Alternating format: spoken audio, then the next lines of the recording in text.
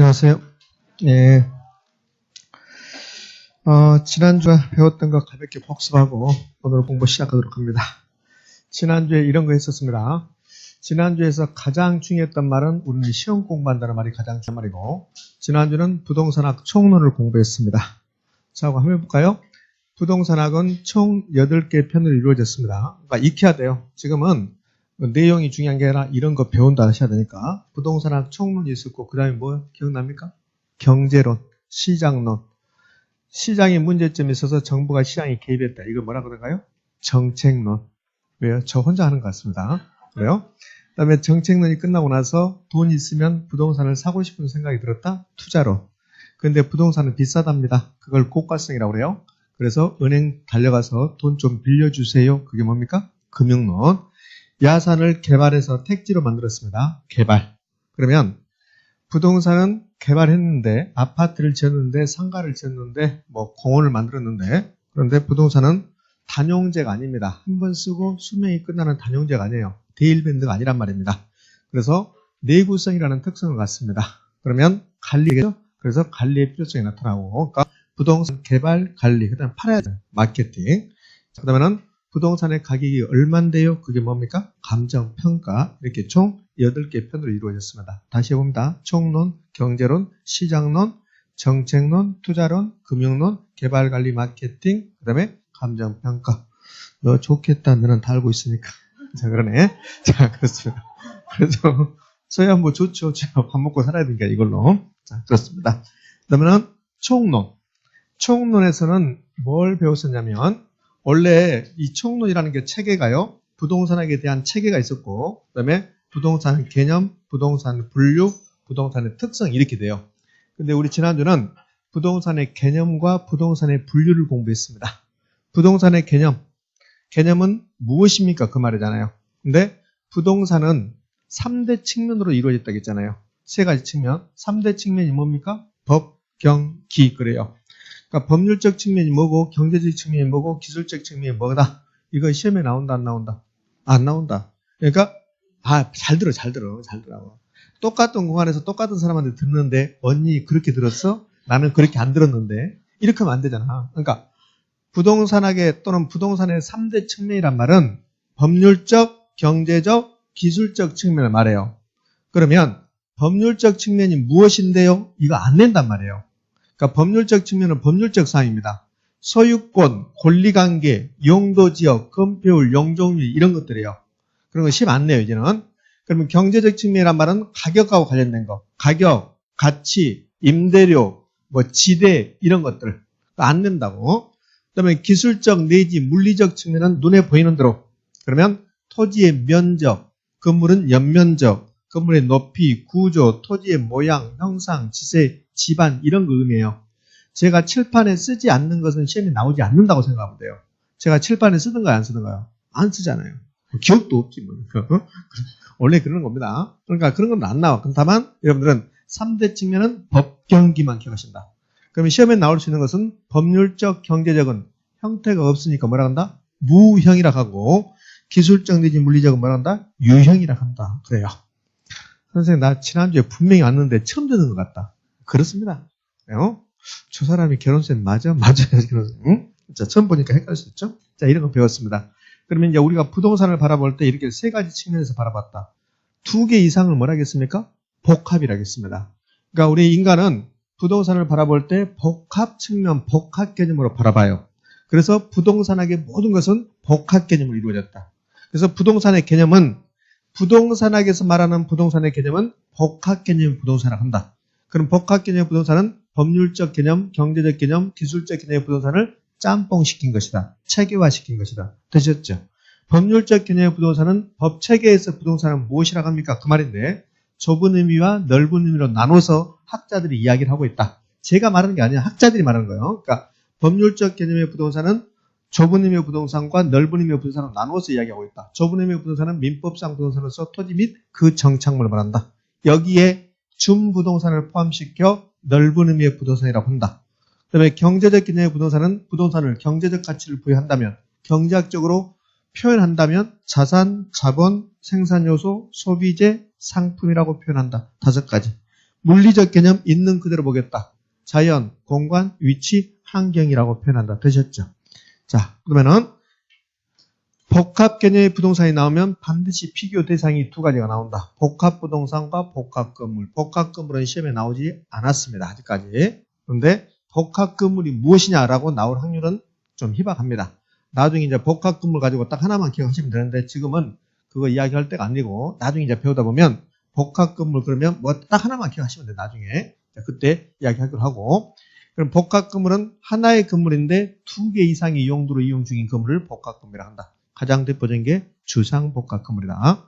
그다음에 복합 부동산은 복합이 들어갔으니까 두 개 이상이고 부동산이니까 부동산이 두 개 이상이라는 소리입니다. 토지도 부동산이고 건물도 부동산이잖아요.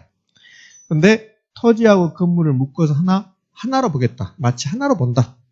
그래서 이 토지하고 건물을 묶어서 뭐라 한다? 복합 부동산을 합니다. 복합 부동산이 무엇인가는 우리 시험에 한 두 번에도 출제되는데 이 개념을 자주 물어본 게 아니라 복합 부동산 가지고 속일 때 많이 사용한다. 어떻게 속이냐? 법률적, 경제적, 기술적 개념의 부동산을 체계화시키는 것을 복합 부동산이라고 한다. OX, X, 복합 개념의 부동산이라고 하니까. 그러니까 복합 부동산 자체를 잘 물어보지 않아요. 물어보지 않고 복합 부동산은 다른 것을 속일 때 써먹는다. 이렇게 하시면 돼요. 그러면 좁은 의미의 부동산에 준부동산을 포함시켜 복합 부동산이라고 한다. OX, X. 좁은 의미에다가 준부동산을 더하면 뭐라 한다? 넓은 의미, 강이라고 해야 되지. 이렇게 속인단 말이에요. 되셨죠? 예. 그게 부동산의 개념이었습니다. 그러니까 부동산의 개념의 큰 틀을 잡았고, 그 다음에 부동산의 분류로 갔었어요. 부동산의 분류는 두 개로 나눴습니다. 토지의 분류하고 무슨 분류? 주택의 분류로 나눴죠. 배우셨잖아요? 안 배웠습니까? 안 배운 것처럼 하시면 저 곤란해지는데. 배웠어요? 안 배웠어요? 배웠잖아요. 매우 비협조적으로 하시네. 비협조적으로 하면 점수는 낮아집니다. 그래요? 그러니까 큰 틀을 잡으니까, 선생님 나는 기억이 안 난다. 상관없어요. 앞으로 이거 10번 배운다니까, 10번. 그러니까 지금 기억이 안 나도 상관없어요. 배운 것 같다 하시면 돼요. 예? 부동산의 분류는 토지의 분류와 주택의 분류로 나눴습니다. 주택의 분류는 공법 선생님한테 자세히 배워요. 토지의 분류는 국토, 계획 및 이용에 관한 법률에서 나눈 게 있었고, 그 다음에 공간정보 구축 및 관리 등에 관한 법률에서 나눈 게 있었고, 기억나십니까? 공간정보 구축 및 관리 등에 관한 법률에서는 우리나라 토지를 뭘로 나눕니까? 지목. 28개 지목으로 나눈다. 공시법 선생님한테 자세히 배웁니다.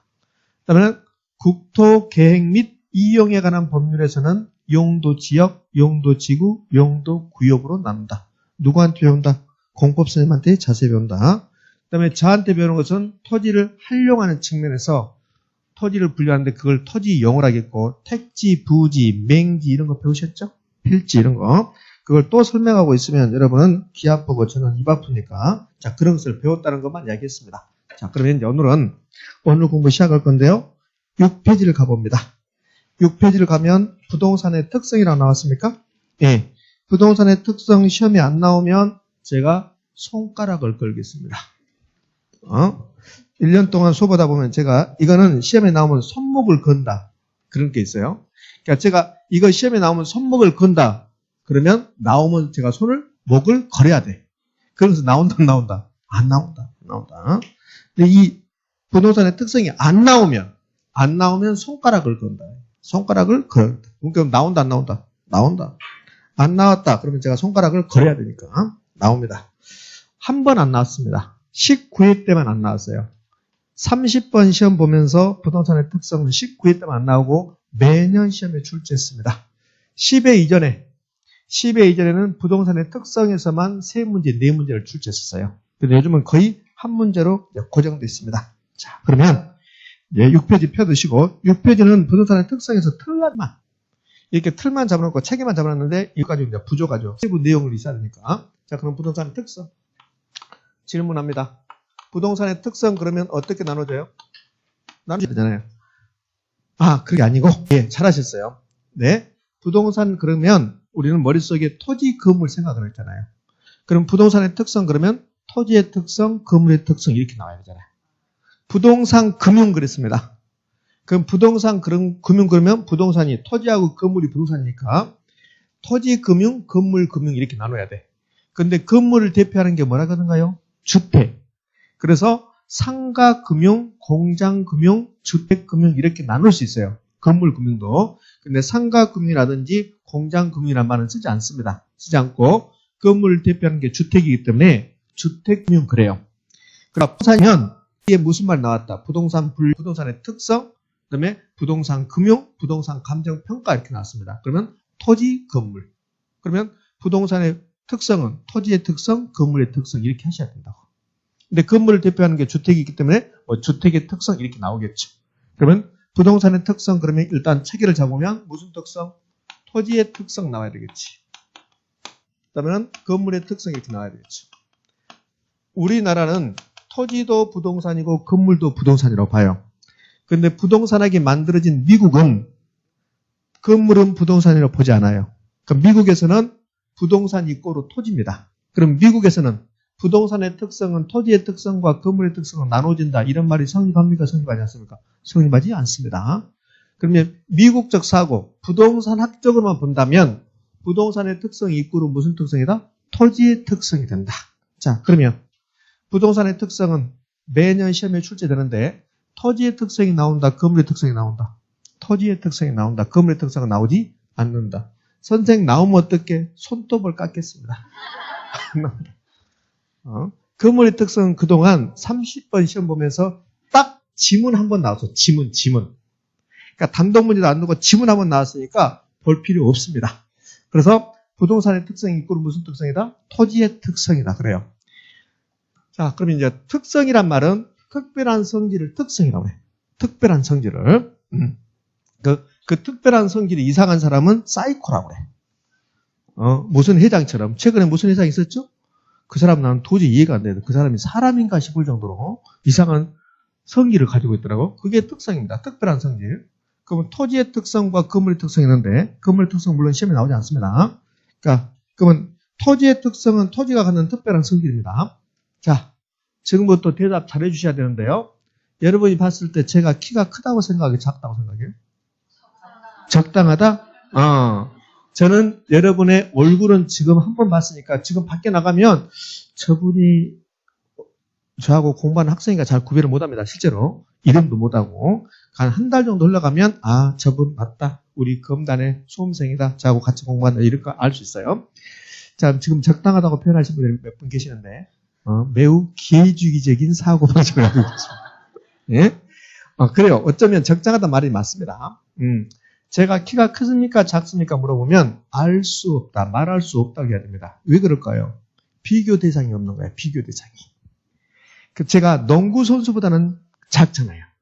그런데 유치원생보다는 더 크잖아요. 그러니까 비교 대상이 없는 겁니다. 그러면 이 토지의 특성은 토지가 갖는 특별한 성질인데 무엇과 비교해야 돼요. 토지 너는 무엇과 비교했을 때 이런 성질을 가지고 있구나. 그게 토지의 특성입니다. 여러분과 제가 똑같은 성질을 가지고 있습니다. 다 똑같은 성질을 가지고 있습니다. 그럼 특성입니까? 아닙니까? 아니잖아요. 여기 우리 전부 다 안경을 쓰고 있어요. 그런데 한 명만 안경을 안 쓰고 있습니다. 저희는 이상한 애야. 안경 안 쓰고 있네. 이렇게 되는 거예요. 무슨 말 됐죠? 그러니까 비교 대상이 있어야 되죠. 그러면 토지의 특성은 토지가 갖는 특별한 성질인데 이제 비교 대상을 찾아보자고요. 제가 앞으로 일반 재화 그래요. 그럼 일반 재화는 토지가 아닌 것들을 전부 다 일반 재화라고 합니다. 우리 눈에 보이는 거 토지 빼고 다 일반 재화입니다. 그럼 제가 입고 있는 옷이 일반 재화죠. 마이크, 분필 다 일반 재화입니다. 여러분이 쓰고 있는 노트, 볼펜 다 일반 재화죠. 그럼 일반 재화는 만들 수 있다는 특성이 있어요. 그럼 토지는 만들 수 있습니까? 없습니까? 없죠. 그 만들 수 없다가 토지의 특성입니다. 그러니까 다른 애들은 다 만드는데 토지는 못 만들잖아요. 그러니까 이 토지의 특성 그럴 때 오다고 생각해봐요. 이 오다고. 이 오다고 토지하고 비교했을 때 토지가 오다고 다른 점. 그게 토지의 특성입니다. 그러면 이 옷은 경제학적으로 이 옷의 가격은 얼마다 경제학적으로 다 해결해요. 그런데 부동산은 토지는 오다고 다른 특성을 가지고 있기 때문에 경제학적으로 가격 결정 이론을 잘 설명을 못해요. 그래서 만들어진 게 부동산학입니다. 그래서 이렇게 표현해요.